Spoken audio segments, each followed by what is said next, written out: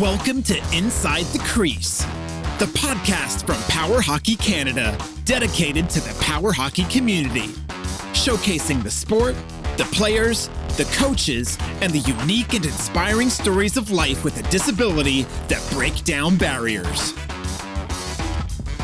Now please welcome your host, Matt Vocino. All right, hey everybody, welcome to this episode of Inside The Crease, powered by PowerHockey Canada. Tonight I'm joined by star defenseman forward of the PowerHockey Canada. I don't know about star. Joined by Alex McLean. Alex, how you doing tonight? I'm doing all right. How are you? Doing pretty well. All right, so let's get things started. So you've been playing power hockey since 2003. Mm-hmm. If my math is correct, but you're 9 or 10 years old at the time. So I was 9 years old, yeah. 9 years old. Wow, that's impressive. So how did you get involved in the sport? It was a long time ago, but I think how I got involved was I think 2 representatives from the CWHA came to my school to do a demonstration about power hockey, and I wasn't really ever into sports as a kid. Okay. I was more like into video games, things like that, and other things. Never really watched hockey until I started playing, but for some reason, just I don't know, the concept of being able to go to a team sport and do something like that kind of interested me as a kid. So I remember going home and giving my mom the pamphlet and saying, "Hey, I want to do this," and and been playing ever since. So when they came to your school, was it like a demonstration type of game? Did you get to participate at all? I don't remember. I think so. I think I had just gotten my power chair. Okay. So I think it was a long time. It was a long time ago. I don't honestly remember all the specifics. I do remember. I think it was a demonstration. I don't know if I participated though. No, but totally. It's been, I guess, 17 years now. 2020. Yeah. So obviously, it takes a lot of dedication to stay in the sport that long. What is it about power hockey that has kept you coming back for more all these years? I think just since I started playing, I got more interested in hockey. I started watching hockey like religiously, being a diehard Toronto Maple Leafs fan, unfortunately, and me too. Yeah, and I've always had fun with it, and I still have fun with it. So I like going out every week to compete and play hockey and get to go to the tournaments, and also just hanging out with the friends you make there, which is why I think a lot of reason why I still come and keep playing and why it's still fun. Yeah, totally. I like that you brought up the idea of sort of friendship. So how important do you think power hockey is for your social life? And I guess can you talk a little bit about the connections that you've made through the sport? Oh, definitely. I think the connection you make through the sport, for me at least, was I met a lot of longtime friends through the sport, and not just from our league, but from other leagues across North America and even now in Europe. And Australia was, just being able to connect with other para athletes and things like that. I think that's really important. It's a really big, I think, selling point for the sport that you do get to have, especially for people with disabilities who maybe don't always get out and get to participate in a lot of the same things able-bodied people do.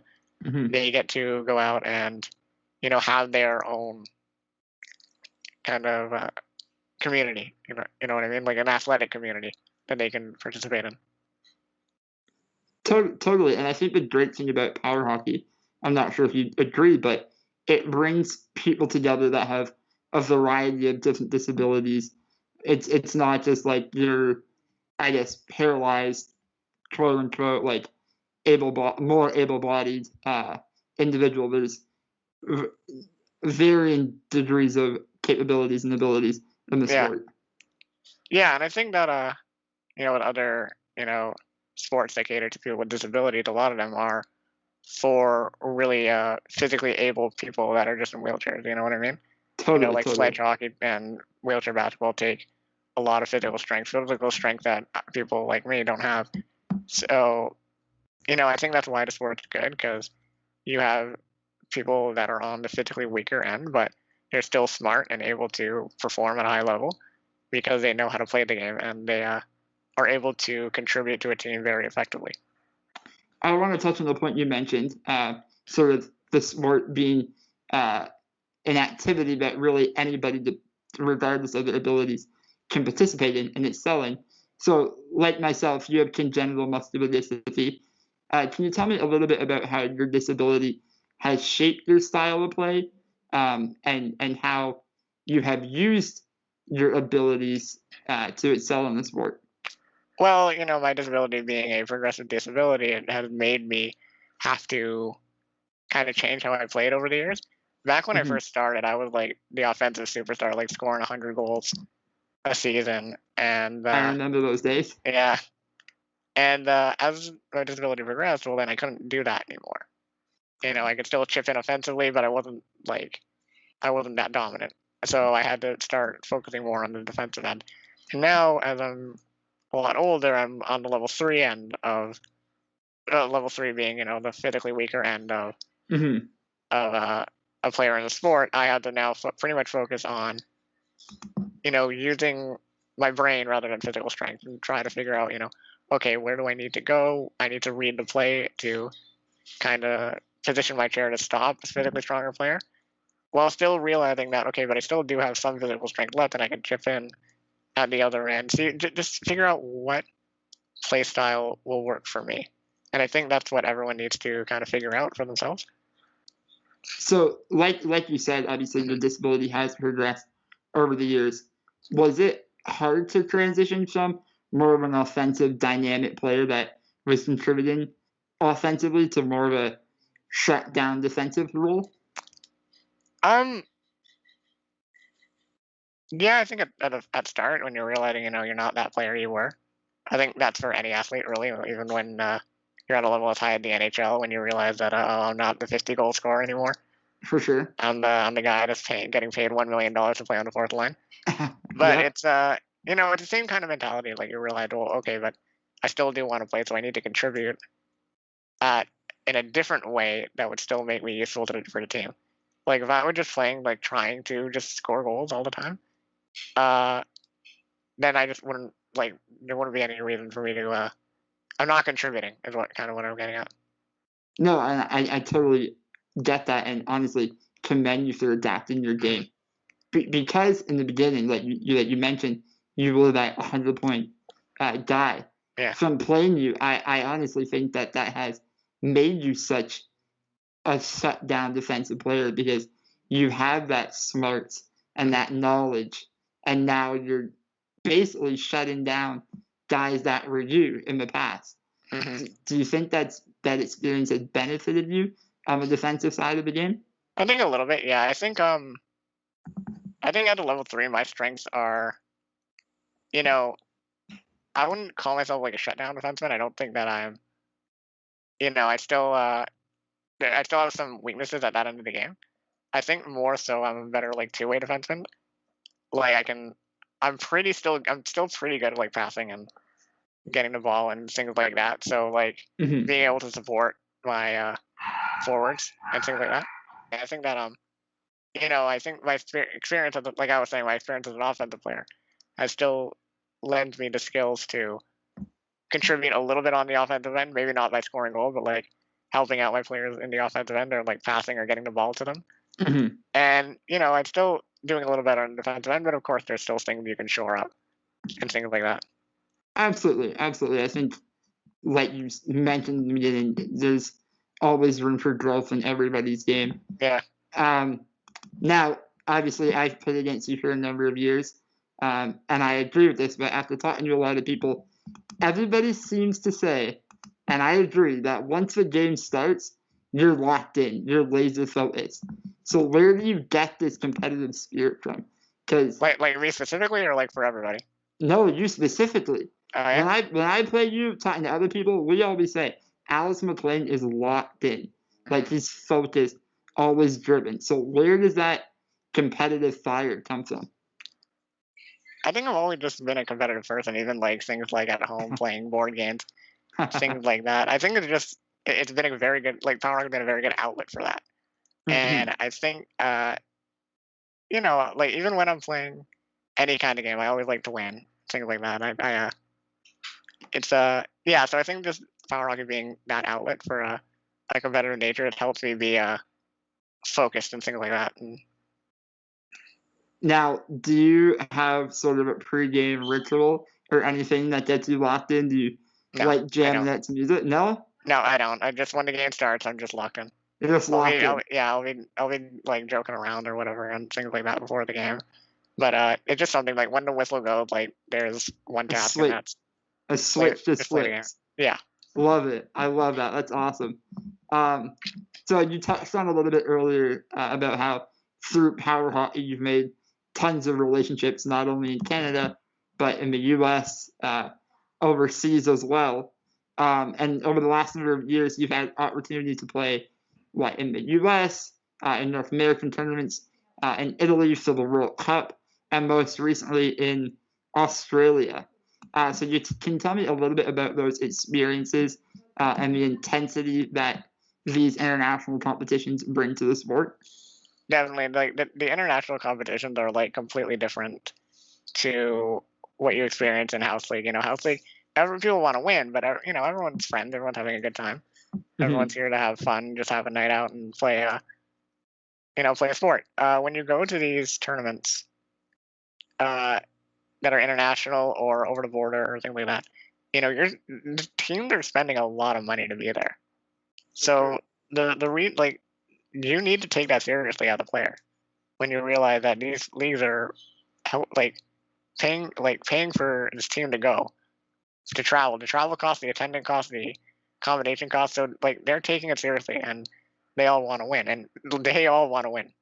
Like when we went over to the World Championships in Italy, that was for us that was rough.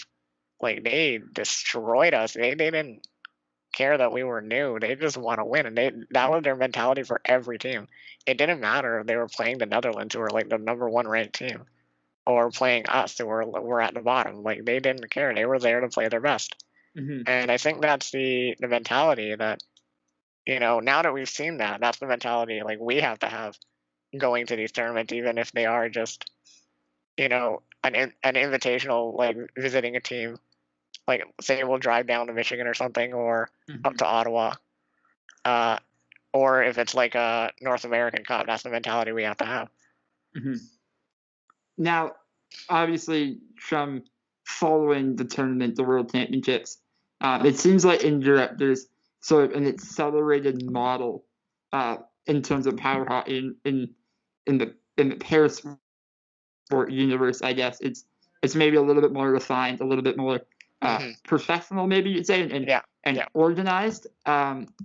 So with Power Hockey Canada, do you feel that Power Hockey Canada is sort of poised to help the sport in North America take that next step to be more of an organized and international powerhouse? Definitely. I think going over there and being exposed to it was a very good first step. Mm-hmm. Whether or not you can get into the game differences or whatever and all the rules and things like that, but I think what the important thing is that we need to emulate that. Mm-hmm. Maybe not change the game into a European style game, because we're all very used to what we play, but the way they run things and the way their attitudes toward the game and their professionalism and their competitiveness and things like that, that's what you need to emulate. And I think by going over there, we've seen and we've been exposed to that level of commitment that they have. So now that we're back here in North America and in Canada, Power Hockey Canada can take that next step into helping push our game into that level of professionalism that the Europeans have. Absolutely. Now, obviously, some of our listeners and viewers aren't necessarily familiar with what's going on in Europe. So can you give us some insight into some of the things that they're doing overseas that you would like to see implemented here in North America? Yeah, I think that they have entire committees and things like that, and they have these really intense rule books that are pages upon pages that are way more in depth than ours. Not saying that the people who worked on ours didn't do a good job, they have, but there are next steps that we need to take. So I think we need to do a little more organization in at a national level and an international level, with teams from America and things like that, and working on our game and coming up with things like like a ranking system that is like on paper and like written down and done by third parties and things like that, and other committees and like selection stuff, just different things that the Europeans do that we should start doing. And I think that it's not going to be like that overnight, or it's not going to be something that we get done in like a couple months or a year. It's going to be a multi-year process, and I think that shouldn't scare off people just because it is going to be a multi-year process. It might be like a 10-year process, but we should still start doing it. What do you think the biggest challenge is in order to get some of those processes implemented? Funds, money. Yeah? Yeah. That's I think if you ask any league what their biggest concern is right now, it's, money and funds and how they're going to, operate their league year by year, how they're going to pay for teams traveling to tournaments. Can they afford that? Or are they going to miss a tournament because they don't have enough money? What's the fundraising situation like? With COVID-19 right now, it's not very good. Of course. And things like that. But, in normal years, it's still difficult, and it's still a challenge. And I think that's the biggest challenge a lot of leagues here in North America face. Obviously, financial, like you said, it's a huge issue. But do you think that there will be a collective buy-in by all the leagues in North America to sort of reshape some of the, I don't want to say the rules, but they are rules essentially, the ranking systems and the organizational structures? Do you think that leagues across North America will buy into that? I hope so. I think to start moving forward, you need to get that buy-in from other teams. I think other teams and other leagues are going to have, their ideas and concerns, and I think they should be heard. So I think that if we all work together, we'll be able to get the buy-in from everyone. Totally, and I think in order to really get the game and grow it into the next stage and the next level, we need that buy-in and we need that commitment towards a more professional model that's unison around the globe.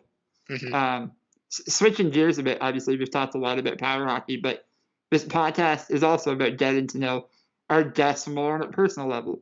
So we kind of touched on it. You're a Toronto Maple Leafs fan, but were you always a fan of the Leafs, or were you always really into the sports, or what? Well, like I said, I wasn't really into sports until I started playing. But yeah, I was always a Toronto Maple Leafs fan. They were the home team. I might as well cheer for the team that's like closest to you and things like that. Didn't realize that they hadn't won since 1967. Yeah. Didn't realize the sheer pain that being a Leafs fan is, with all the great ways they lose in the playoffs, if they ever make the playoffs. So probably wasn't a good choice, but the choice I made, and I stuck with it. I guess leaving the hockey world for a sec, but not sports entirely. You're a trained paralegal, and now you're back in school studying sports management. Yeah. Why the switch, and do you see sort of any overlap in terms of how you can use your paralegal training to your benefit in the sports management world? Definitely, and there is actually a lot more overlap than I think people think, because a lot of sports organizations need to have like risk management and like risk assessment and like legal stuff done and bylaws and things like that. So definitely, I think that things I learned in my first, my first run of schooling was paralegal and being and getting my license and things like that would definitely help in the future with graduating this program. And I guess obviously because there's clearly an overlap between the two industries, what's sort of your dream job? Pie in the sky, you graduate from your sport management program 2 years down the road. Where would you love to be? Still figuring that out. That's all right. Still figuring that out. There's a lot of different industries that you can work in with sports management. Definitely, you can even work for like the city and like legal departments and working with like the rec and leisure part of the city of Toronto or the city of Mississauga, which is also close to me. So things like that, might be a good place for me to go and for me to focus on working on. because of my prior paralegal training and things like that. Absolutely. Yeah. Nice. So yeah, probably things like that. Yeah. No, that's a good plan. I think grassroots sports and community stuff is very impactful, and you can probably do the most good. Yeah. No, definitely. Like, one of the things we learn in that program is that the bigger the organization, the less responsibility you have. So if you want to do something like, and actually like have a lot of responsibility, you want to look at one of the smaller ends. Saying you don't want to work for something like MLSNE or things like that. You want to work for like the smaller local hockey league and things like that. Yeah, I totally get that.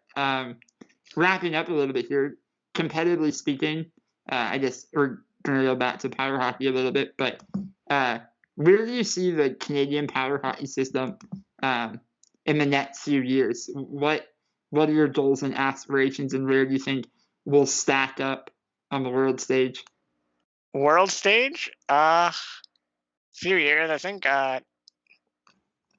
Hopefully we go to the next world tournament. I think that's also going to be rough for us. I think we're going to do a little better, but I think we still have a lot to learn. I think after that, I think we're getting more and more realization of what we need to do when playing in the international side of the game. So I think we're doing better and better. Like when we went to Australia, we were definitely a lot better of a team than we were in Italy, in Venice. Venice when we played in the World Championships. I think the World Championship's a little funny place for us to start. Yeah. It opened our eyes pretty quick. I think it was actually a good wake up call for what we needed to do. As for what we're gonna do here, in a few years, I'd like for us to see, and I think we're working on with our national board and things like that. Hopefully, maybe getting a few more leagues going up. Working on that, and I think that would really expand the game here by giving us more players to choose from for an international sport, and making Canadian tournaments a little more competitive because there are more players and more teams to play against. So I think that's where I would like to see. I'd like to see a few more teams popping up in Canada and seeing where they can go from there.